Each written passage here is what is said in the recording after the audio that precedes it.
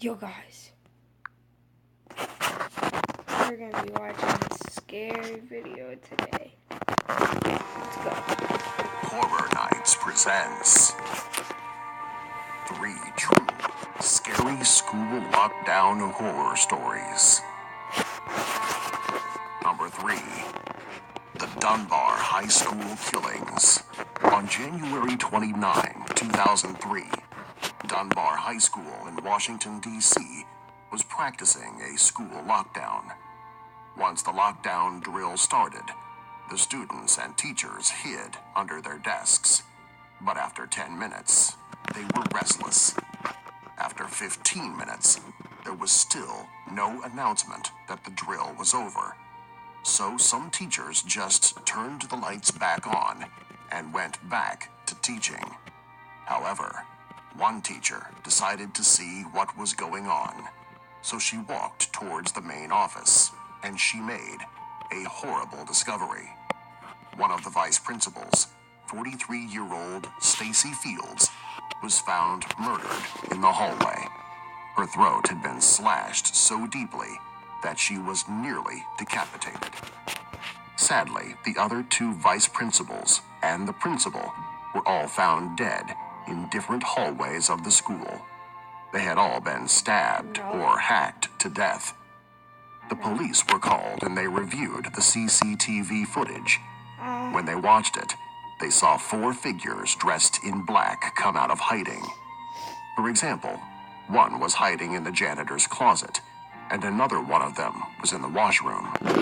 Now, out from their hiding places, they separately stalked the 3 vice principals and the principal and attacked them all from behind. All of them had different weapons, which included a hunting knife, a hatchet, a machete, and a samurai sword. The killers weren't hard to track down, but what was hard was coming to terms with who the murderers were. It was 4 grade 9 students, 3 boys and 1 girl. They had planned it out in the weeks leading up to the massacre, and even bragged about their plans on Facebook to other students. So while other students knew about the plans to kill the school staff, none of them alerted the police or the school. In fact, some of them even encouraged the 4 students to go through with the killings. The final sad elements in the story are that after the murders happened, a small number of students wrote congratulatory messages on the killers' walls, and a few even posted selfies of themselves at the murder scenes. The 4 murderers were ordered to stay in a juvenile facility where they served 4 years, and then they were released at the age of 18 with clean records. Number 2. The West High School Lockdown. On March 4th, 2010, at West High School in Anchorage, Alaska, I'm not talking a masked much 'cause I'm man with a petrified. handgun and a large knife was seen walking down the hallway by a student. The student went to the office and told the principal. The principal got on the PA system and said the secret code that got the teachers to quietly turn off the lights and lock the doors. The police were also called, and they arrived about 5 minutes later. The police scoped out the school, but there didn't seem to be any activity. Had it not been 11 a.m. on a weekday, the cops would have assumed the school was closed. However, before they were able to enter, they heard the school's fire alarm go off.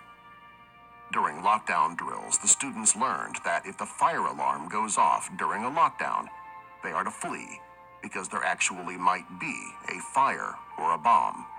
So the students started to file out of their classrooms. However, for students entering in one hallway, they encountered a man dressed in a long black pea coat and ski mask, pointing a gun in their direction. He then smiled and started firing into the mass of students.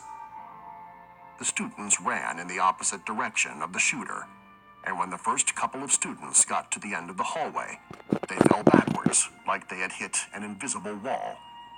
As they laid on the ground, they grabbed their throats, which were cut and were bleeding profusely. The students who were immediately behind them saw what happened and stopped running.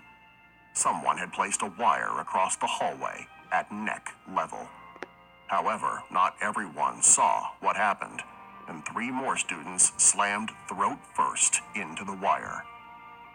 The rest of the students managed to duck under the wire and get out of the hallway unharmed. When the students had cleared out, the police entered the building and saw the 5 students laying on the ground near the wire, which was later determined to be piano wire. Sadly, all 5 students would die as a result of their wounds. At the end of the hallway, there was a fire. As the police got close to the fire, they realized that it was the ski mask and coat that was burning. It's suspected that he blended in with the students and simply ran out with them. The police also couldn't find any bullets, so they believe that the masked man fired blanks to scare the students into running into the wire. Unfortunately, the school was not equipped with surveillance cameras, and the whereabouts of the masked man is still unknown. Number 1. The Lycée 1535 incident. The year was 1961, and schools around the world had drills in case there was some type of emergency, like the outbreak of nuclear war. One such school was Lycée 1535 in Moscow, Russia. According to old classified files, a strange, unexplained event happened there during one of those drills. The headmaster of the school said that the drill started off normally, and he locked all the doors to the school. After doing so, he walked down the halls and looked into all of the classrooms. That's when he noticed that one classroom that should have been full was empty. The class was taught by Raisa Mikhailov, and the principal had no idea where they were. So he quickly walked around the school, but Mikhailov and her 20 students were nowhere to be found. He walked back to the classroom and checked it again. He even opened the door and took a good look around, but said it was empty. He closed the door behind him when he walked out of the classroom. He said that he was about 10 feet from the classroom when he heard the sound of screaming. He ran back to the classroom, and inside, the children and their teacher were in the classroom, but they were covered in blood, guts, organs, and shards of bones. The local police were called in, and they brought in special government agents to investigate. They concluded that an unidentified 16-year-old boy had somehow exploded. In fact, some of the bone shards had to be medically extracted from the students closest to him.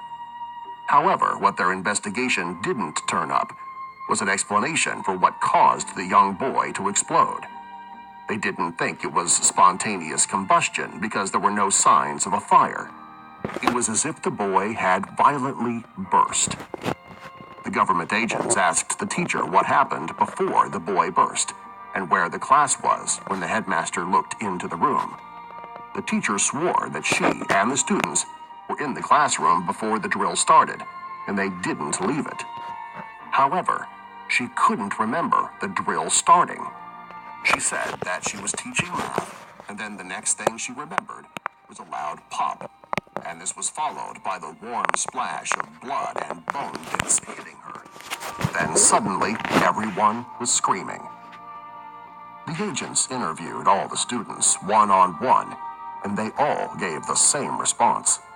They said they didn't remember the drill starting.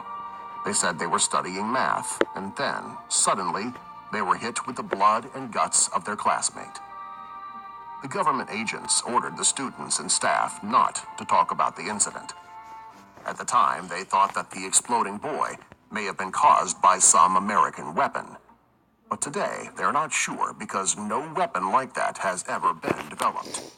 Also, the weapon doesn't explain where the students went before the drill, and why they had about a 5-minute gap in their memory. Today, the Lycée 1535 incident remains one of the most unusual mysteries from Cold War Russia. Subscribe for more. That's it, guys.